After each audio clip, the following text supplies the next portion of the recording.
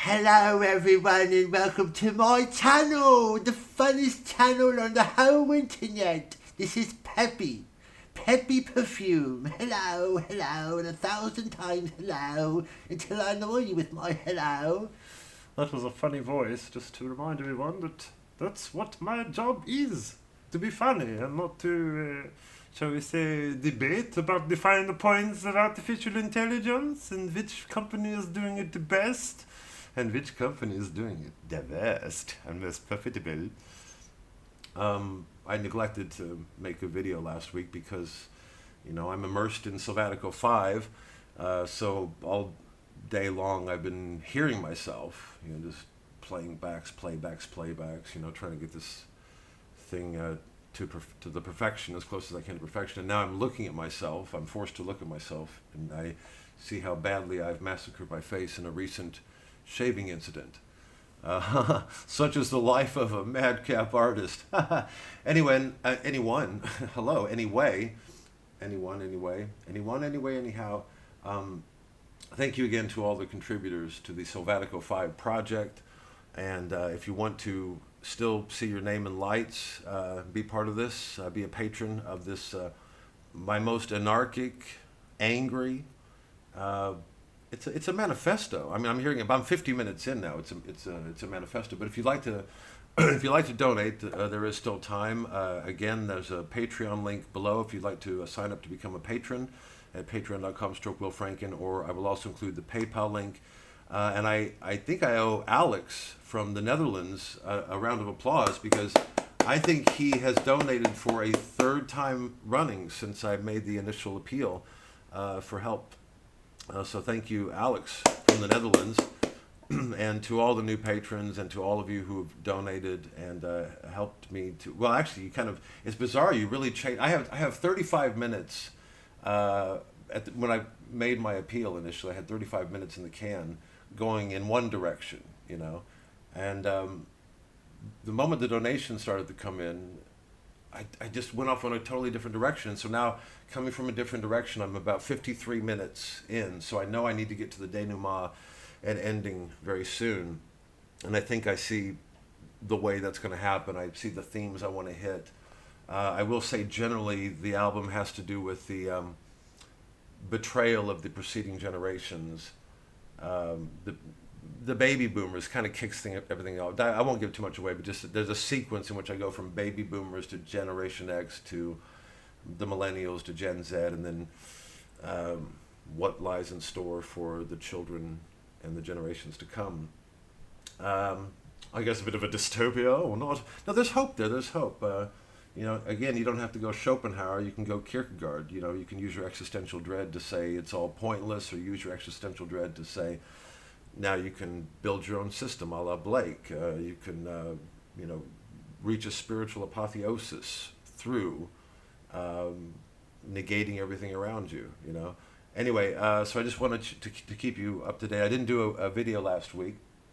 Partly because I was a little, well, I don't want to go into too many details, but, if you followed it's a stupid little soap opera, see, I didn't want to get involved in. I basically wanted to reach out to you guys, say, does anybody remember me? I used to do comedy, et cetera, and it's been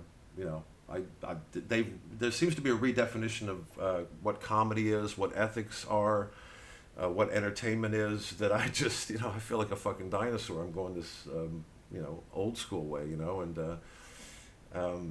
but dipped my toe in the water, and a lot of you guys stepped up. And again, if you want to contribute, I forget if I've said this already, but become a patron, or there'll be the PayPal link in the description box below. But I made a video about short attention spans and thanking people who have attention spans, because my work requires not only attention and concentration to make, but also attention and concentration to dig, to get into, to laugh, to enjoy it as it was meant to be enjoyed.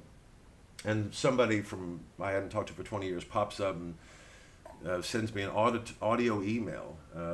Here's where you're wrong about AI, and it's a tool, and it can be used for good or bad, and et cetera, et cetera. And so I ignore it, but because I am obligated to you, the public who have donated to help make the album, who've actually contributed to me doing what I'm supposed to do, which is my art, I use that as part of the discussion. The riff that I did. And then that caused another unsolicited voicemail email to end up in my inbox. But okay, I think you misquoted me. And by the way, the guy has never been named, so this guy pops up out of the blue, and then that gets ignored, and so he comes back with, "You have chosen to respond in a cowardly fashion, therefore you lose the debate." And the thing is, okay, so there's this pseudo free speech shit which says that you have to stop what you're doing at any time and have a debate. And two things I'd like to point out.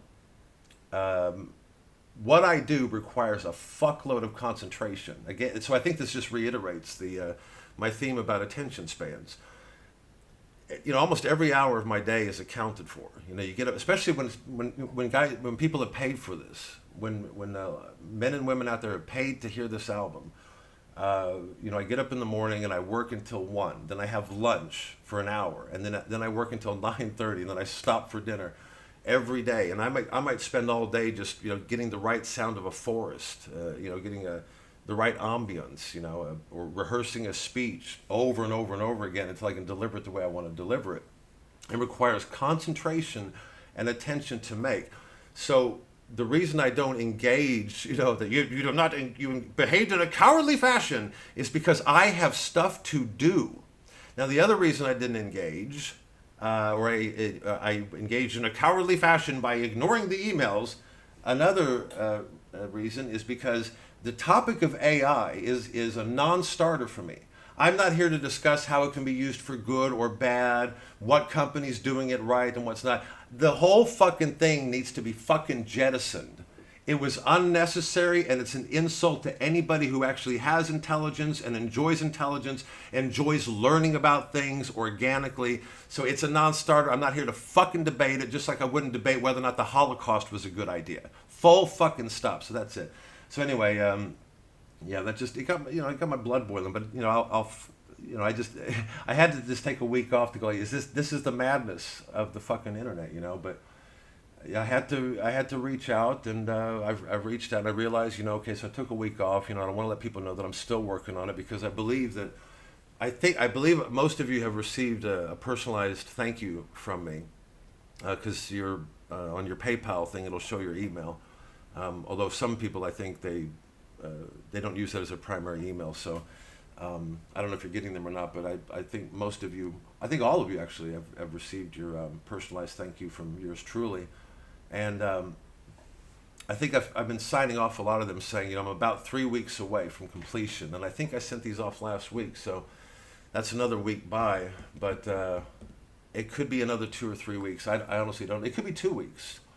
I don't know. I know that I'm in the stage now where I just need to have that flash where the denouement and the ending come to me, because I write as I record. And last time for Baby Reindeer Part 2, which was Selvatico 4, I was in the bathtub, and I think I was halfway through the album. So usually around the 30-minute marker, I'll have a moment where I'm just sitting back, relaxing, and it's like, that's it. It's going to go from here, there, doom, doom, doom. Not the individual lines, but the sequence, where I want it to end up. And I haven't had that yet. I'm 53 minutes in. I like what I'm hearing. I know I need to go back in and layer the fuck out of it. Get all the layers I want in there, all the little ambiance, the little sound effects and everything. And but I have flashes. I know the next scene where it's going to take place. I know what I'm going to say in it. And then I think closely it needs to get to very soon it needs to get to the end. I have an idea for credits, because again, one of the perks of contributing to this is you get to see your name in lights. And if you have any special way you want your name listed, do let me know. So I have an idea, a rough idea of, because so many people have contributed, open up with a title sequence for all the new people who've donated, and then the closing credits will be for the patrons who've been with me for years, and then maybe accompany it with some of my own music, because I'm not the greatest piano player in the world, I know that, but I think I do some interesting stuff, and it's also my way of saying, this is a human being doing this. I'm a human being, and I'm using my human hands to do something that I came up with in my human head by fucking around on the keyboard over there, and I don't know what can I say. I want to stay positive, because I did get I got a positive email, and I thought I'd share this. And I believe she's emailed me before, and she is a viewer of this channel. But I thought this was a really heavy and very touching email. She writes, to Will Franken, as a longtime admirer of your work, I have followed your trajectory from the pre-Comedy Unleashed era with a sense of solace, finding in your unwavering artistic conviction a rare bulwark against the prevailing currents of cultural commodification. Very nicely put, I like that. Your meticulous and multi-layered masterpiece, Paradise Lost, actually that's John Milton's Paradise Lost, but I just did the audiobook. However, I do believe it is the definitive audiobook, because the BBC's version, which has I think it has one of the Star Wars actors in it. I think their version is 9 hours and my version is 13. So somewhere along the way, the BBC lost 4 hours of Milton. Just got to the juicy bits, but the devil was so bad. It was the devil. He's got all the best lines. Oh, he's not that devil. It was sinfully delicious. Give me some of that chocolate, Rosandra. Oh, it's sinfully delicious. How sinful. Meow. Your meticulous and multi-layered masterpiece, Paradise Lost, with its astonishing attention to detail, feels less like an audiobook and more like a work of oral tapestry that should be a compulsory text for a new generation. I'm really touched here. I hope I don't get choked up here. On that note, she writes, I was fascinated to learn of a pedagogical experiment in which my daughter's school has banned AI for both pupils and teachers, God bless them if this is true, leading to a palpable renaissance in organic learning. Yummy, good, nutritious, organic learning. I went to a small schoolhouse in Missouri in the 80s. We had 6 people in my grade. There were 3 girls and 3 boys. It was like total country school. And at the time, I had fantasies about, going to school in New York, and walking through the city streets. I didn't want to be there. But, looking back, fucking hell, the attention and I liked being a good student. I really did. I liked when the teacher, because I felt like I could do something right, because I could never do anything right to please my very violent father. Yes, it's my father, my one-man show. You have to go see it. It's called Weep, Weep, Weep for Me. My dad was Argentina. Weep for me, Argentina. Don't cry for me, Argentina. This leads me to 2 inquiries for an artist who, by his own admission, this is Natasha speaking, the author of this email, prefers to create art rather than content. Yeah. Let me just jump out of this email for a second. I'm at the nervous stage of making an album. So when I first started an album, it's always like, this is cool, I'm making an album again. I like what I'm hearing, this is good. It's kind of fun to be doing an album again. And once I get about 30 minutes in the can, I start to get really worried that the world's going to change overnight. And that everything that I'm putting down is going to be irrelevant.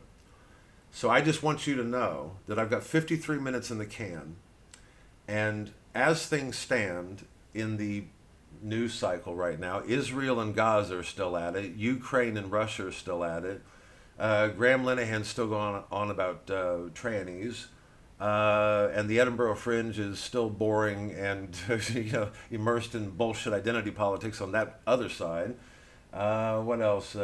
Charles is the King of England, et cetera, et cetera, et cetera. It's all frozen like as is, and there's that Lenny Bruce quote where he says he felt bad about the way he made his living because his whole job was to comment on hypocrisy and persecution and all this stuff, and he said if the world cleans up its act overnight, I'm in the shit house, and it's not quite like that with me, but there is this fear like things are really fucking hot now, and I feel like I'm really fucking nailing something, and I feel like this is me at my purest, like if you want to know who the fuck I am, at my core, it's this album. it's on a totally in a totally different genre. It owes a lot, I think, thematically to a novel by Elsa Marante, the Italian author, who wrote a novel in 1975 that pissed off the right and it pissed off the left, and it's a wonderful novel called La Storia, and her whole theme was to the people that write the institutions and the moguls that write the capital H history, how the people who are condemned to live the small h history are always caught in the crossfire. And it doesn't matter. It's not the powers that be. It's not communism, capitalism, et cetera, et cetera, et cetera. It's the idea of just systems will come and intersect and often destroy the lives of the people who are just living the small h history. So there's that theme. It's politically and structurally anarchic. And there's a lot of work still to go on it, but I can see the denouement scenes coming. So anyway, let's continue with Natasha's email. First, she says, could you be persuaded to conduct a more regular form of Ask Me Anything, a kind of salon for your patrons and subscribers to offer a glimpse into the creative practice of a mind so dedicated to its craft? Do people really want to know this? I assume they do. I mean, when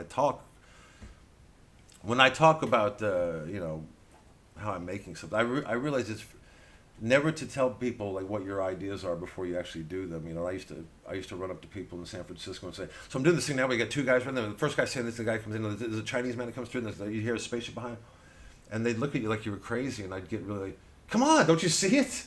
But no, I have to make it. I realize now you got to make it first, and I've been so tempted to extract a single from this album and put it out there now. And that's the thing with the content. See, people get very itchy nowadays because, the world, everybody's got to say something, So Graham Linehan, gets arrested at Heathrow, and you got one side saying this and another side saying that. I got to say it now, goddammit. Just fucking out, keep the fight going, man. And it's, sometimes you're just sitting, I'm working on an album. It will take time. I'm working on an album. Let me work on the album. It will come, please. Like the clock's ticking. But again, like in order to do anything right, it takes time, and it takes attention to detail, and it takes concentration. So she wants to know if I'm doing. I guess she's saying if anybody wants to know about the craft or whatever, I guess drop a comment or something. And maybe I'll make that the substance of the next video. And again, I'm sorry for not making one last week. I just thought that's the insanity out there. That's the ugly underbelly of the whole thing. It's like, aha! You have chosen to respond in a cowardly fashion. It's like, don't you know what work is, man? Even though it's not a job, but I treat it like a fucking job. I get up in the morning, I have my coffee, and I start talking to myself and recording shit and mixing things down. Because a lot of people paid to hear this, man. So that's reason one. Reason two is I'm not fucking negotiating about a fucking cocksucking I. In fact, the letters AI together are starting to resemble a swastika to me. In the grapholectical look now, By the way, there's some hunger strikes going on, and let's hope the guys are legit. But so far they seem to be. But let's applaud the hunger strikes. People sitting outside of the offices, and full stop. This is an experiment, just like atomic energy was an experiment. It's like I'm not in the fucking experiment. And I wasn't in the experiment in 2020 either. I didn't sign up to be an experiment. I may loathe myself from time to time. I may not live properly, as it were, but I never regarded myself as a fucking experiment. If there's going to be any experimentation, I'm going to do it in my art, and I'm going to be the experimenter with my art. Okay, ask me a kind of salon for your patrons. For instance, writes Natasha, in re-listening to Selvatico 4, that was Baby Reindeer Part 2, I was struck by how much I'd initially overlooked the subtle verisimilitude of a closing door, or the ambient murmur of background chatter that lends so much dimensionality to the scenes. That's very nice. My second question is, so she wants to know, if you guys got a question, Just know that, I mean, AI is non-negotiable for me. You know, when I say, oh, that's a good point. I didn't know that about Santhropopic. I'll look into that company. So they do a different form of a masturbating hand. Okay, I'll look. I didn't know that. I didn't know that. Mea culpa. Ask AI what mea culpa is. Mea culpa. It's some old Latin shit. My second question is, therefore, a more fundamental one about your creative process. How do you discern what a piece requires to achieve that level of intricate, almost synesthetic detail? I like the synesthesia. LSD, anyone? Is the entire scene, including its incidental sounds, a fully formed vision in your mind's eye that you then render, or is it an iterative process of notes and improvisation? Do you hear the ambient noise as you visually imagine the scene? I'm really impressed to receive this. That's why I wanted to share it with you guys. I was really impressed. I like to be asked about the craft, because sometimes I'll talk about the craft and I almost wonder, like, is anybody interested? I mean, I may not be doing it right. You know, I do 3 takes of everything. It's all by numbers, right? When I did Paradise Lost, I recorded 3 takes of Adam, Eve, who else? No, that's Adam and Eve got 3 takes. Angels and devils got 4 because they were supernatural, and God and Jesus got 7 takes. You know, the lucky 7. You know, because they required the most perfection. So I'll set up these little arbitrary, rules, and I'll operate within those confines. And for this, 3 takes for everything. You know, and then sometimes I'll assemble it. It's very painstaking, but I'm always happy when I hear it back. Like, I'm so glad I chose that one word from that take 2 and sewed it together to take 1. And but do I hear it all at once? Well, I know we live in an age now where you're not supposed to quote any great people from the past, or people will say, he's comparing himself to so-and-so, TLDR, ho-hum. But I must say, there's that, and I'm not the biggest Mozart fan, but Mozart said that when he got an idea, the whole thing came to him at once, and his job as a composer was simply trying to catch up to the end before he forgot it. And a similar idea was expressed by the Romantic poet Percy Shelley, who used the analogy of the fading coal. You get an idea, white-hot inspiration, and then you have to capture it all before that coal fades. Similar thing. That's what happens to me. Usually it comes at once. That, and there. And for that, you're going to need this, this, and this. And it doesn't always happen like that, but most of the time it does happen like that. In instantaneous flash, I know the setting, I know what I'm going to need. There's a boardroom scene coming up, so I know I'm going to need an office, ambiance, maybe some chatter in the background, and and then I know roughly how many characters I'll need, and I know the general lines of all that. And usually, and sometimes I'll hear something back, like, well, I need to go, so I do a second go around when it's all over, all constructed one way, and I'll go give it a second go around. And so I actually begin my work every day by listening from the beginning to where I am now. So the days end up getting longer because, I've got 53 minutes in the can now. And as the days get longer, because you're adding another hour to your day just listening. But when I listen through again, I'm like, there needs to be another door there. It'd be nice to have a cough here. That should fade out. That's a little too sharp. Constantly. And then I memorize those changes I need to make. So another 2 weeks from now, when it's time to go back and do that again, it'll be so ingrained in my memory. Again, this is another anti-AI argument. My memory, my human memory, that doesn't, I would use my memory to, just say, okay, I need to do that. Don't forget that door sound effect. Boom, boom, boom, boom, boom. And I mentioned something earlier about, let me just conclude her email here. By the way, she says, I am very much looking forward to Selvatico 5. In fact, I'm perched, as I believe the youngsters say. I've not heard that expression. Have you heard that? I'm perched. Is that the bomb? Is it fly? Is that dope? I'm perched, motherfucker. Psyched. Stay well and Godspeed, Natasha, in Acton Town. Oh, thanks for letting me know. I like that. Do you know Acton Town in West London? I used to live in, when I first moved out here, I moved to very close to Ealing, which is quite nice. In a room, and I am not a rich man by any means, no, in a room, 600 bleeding pounds a month for a room. Now I live in a mansion in the smartest place in all the world. It's called Folkestone, and it's made organically. Actually, it's not. There's a whole tech hub down here, designed by Sir Roger DeHaan, who's dipping his DeHaan into everything. Luxury flats and all, post 2020, reshaping it. The next Brighton. If you can't make it to Brighton, you can always make it to Folkestone. Anyway, I mentioned a 35-minute sequence, and there's one sketch that I might extract from that and see if I can sew it to this thing. I think it might fit the Gen Z segment. See, I don't know. I started a video earlier and I chucked it, but I don't know if I mentioned it already, without giving too much away. So if I am repeating myself, there's no way I can go back and see if I've said this already. But there's one undercurrent, an accidental theme has happened around the 30-minute mark, where I'm kind of working backwards through the generations. So there was a betrayal, the baby boomers' betrayal to anarchism. As we all know, they grew up and decided it was time to start companies, and you had guys like Gates and Jobs and all that.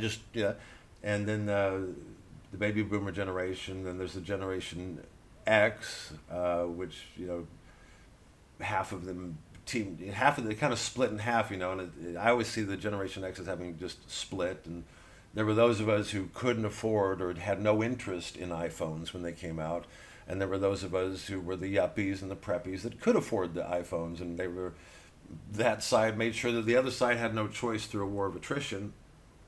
And then the millennials, which I hate to comment as an older person, but looking at the millennials that really immersed in their stuff, and for that I'm researching this too. I don't want to speak half-cocked, and then Gen Z, and then whatever comes after Gen Z. But it all starts with this kind of a seismic effect left over by oh yes, we had one good moment of anarchy. We got to dick around with rolling our tits around in the mud, but in the end it was just too crazy with Manson and Altamont, and so now at least I vote Democratic, and at least I'm a Democratic senator from Senatorville, Illinois, and I want to be your representative. My name is Representative Mark Johnson, and this September I want to be Senator Diane Wilson. Or they did it the Republican way, take your pick. This is neither, Democrat, Republican, Labor, Tories. They can all fuck off, that should have been the takeaway. I mean, in an ideal world, Aristotle's the gap between what is and what should be, that would have been the case, I think, in 2020, but I think I might have overestimated, it's a very shadowy look, isn't it? Anyway, I have to wrap up soon, but keep going back on this. The 35 minutes I had in the can. I had 35 minutes in the can when I made that video and said, hey guys, I'm working on an album. Can anybody donate? And you guys donated. And if you still want to donate, again, I'm trying to be marketer here. If you still want to donate, there's a Patreon link and a PayPal link in the description below. And so that 35 minutes, I was thinking, maybe for the people that paid for it, that would be an extra gift. Again, a private link to this 35-minute sequence that didn't make. It's not that it's bad either. I listened to it recently. I mean, my girlfriend loves it. We listened to it back and said, this is really good. But what happened was when the donations came in, and I've said this already, so I apologize for repeating myself. When the donations came in, I was so fucking down. I was like, Jesus Christ, do people even fucking remember who I am? And when I asked for help, and you guys showed up to help, and to say, and not only that, like sending me emails saying like how like this one from Natasha, or Sam, and I don't want to start naming people. I'm going to forget people, but like saying that my work has meant something to them over the years. I mean, there was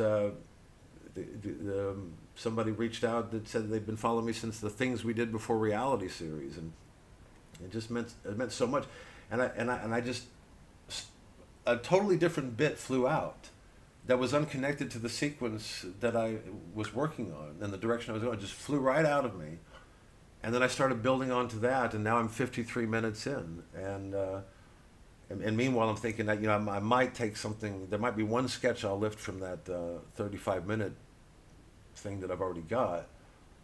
But I thought, maybe if you got, for the guys guys and gals who donated, give you that as a gift as well. So on top of everything else, here's the 35 minutes before I asked for your help. So if you're interested, it's another perk. Again, we could always use. I say we, I mean me.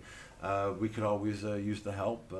So again, it's a Patreon link below and a PayPal link as well if you just want to be a one-off donor. And thank you again, Alex. It was, as I said, I think he's given 3 times now, because your email popped up again. And give my love to the Netherlands. I've been out there a few times, had wonderful gigs out there.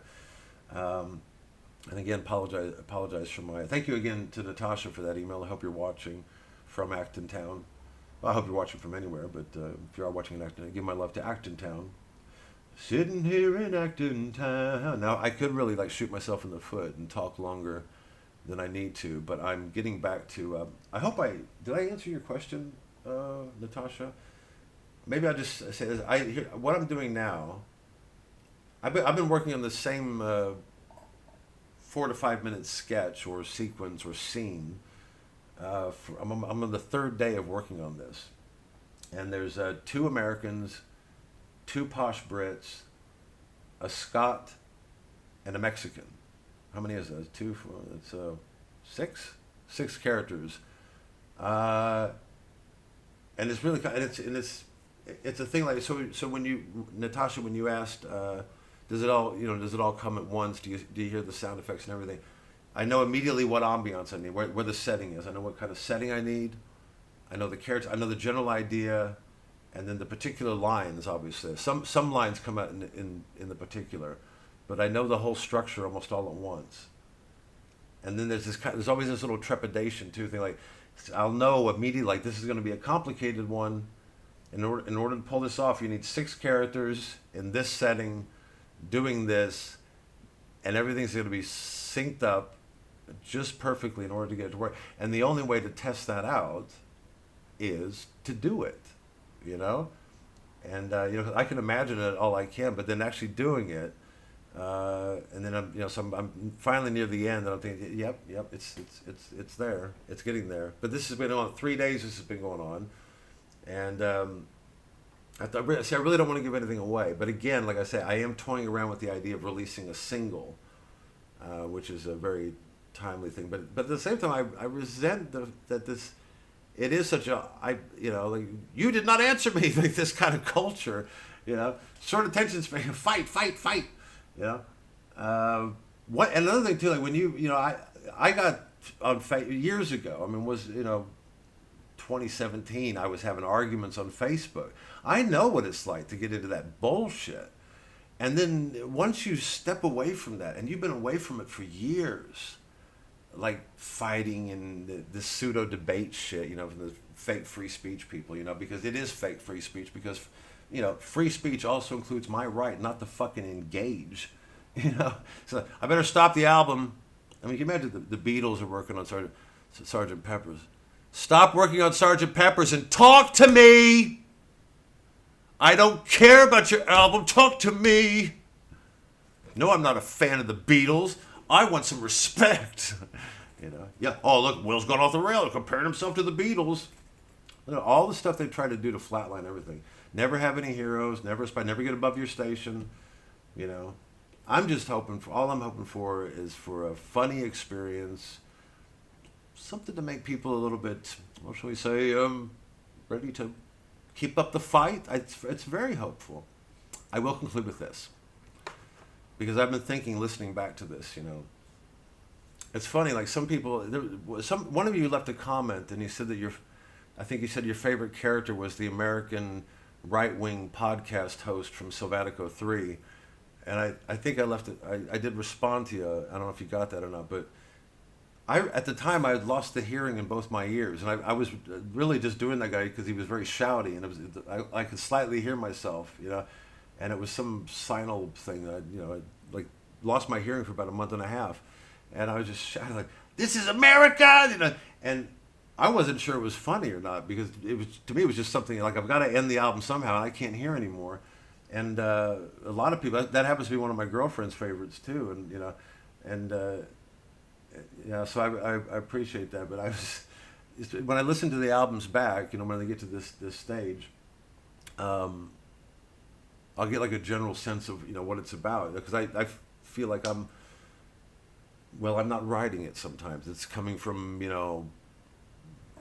the ether. It's some people might say it's inspiration. Shall we just say there's a thing called inspiration, and. But if you don't know about inspiration, you can always ask Claude, your AI assistant. You could Alexa, give me some inspiration. What kind of soap should I buy for my balls? But anyway, I'm listening to this back, and I'm thinking about El Samarante's novel La Storia, which when I taught myself Italian, I ended up reading that novel 3 times, and I'm not sure if there is an English translation of it, but. If there is, or if you speak Italian, either one, do check her out. Or you could read her essay For or Against the Atomic Bomb. What she puts forth this theory of disintegration, that the human race, especially the middle classes, have a love for disintegration. But it's not necessarily nirvana or a spiritual transformation. It's this idea of just kind of being in love with their own eschatology. So you can get rid of religion all you want, but there's this remaining eschatology, which is end times. Every woman's going to get raped by a tranny in a toilet. End times. And then for people who aren't playing the end times thing, they're just kind of a suicidal kind of like, I want to talk about myself in my comedy. Hello, I've got ADHD. But it's just it's propelled by the same kind of empty careerism. It's just dressing itself up as either pseudo right or pseudo left. So I'm thinking about her and her writings as I'm listening to this, and I'm listening to all that. How very occasionally I will use a parallipsis, and if you don't know the term, please forgive me. But it's the point in a satire. It's completely optional. You're not required to use a parallipsis, but it's a moment in satire where you have a character kind of act as a hero and say what actually should be the case. And Jonathan Swift does it in Modest Proposal when he says, "Let no man speak to me of any other expedients." When he's, after having described how you cook a baby to solve the starvation problem in Ireland, he puts his parallipsis in, which is like, no, "Let no man speak to me of any other expedients, such as, don't be greedy or whatever, until they've tried this method first." And there's a couple moments of parallipsis in here. Sometimes I will use it, not always, because again, it's not an option. You could just present the view of the world. But I have a couple characters that have a moment of a brief few seconds of a parallipsis, what should be the case, done in the ironic voice. But, the characters are all the bastards that populate our world and have hijacked the airwaves, and they're bastards, they're lowlifes, they're scumbags, they're careerists.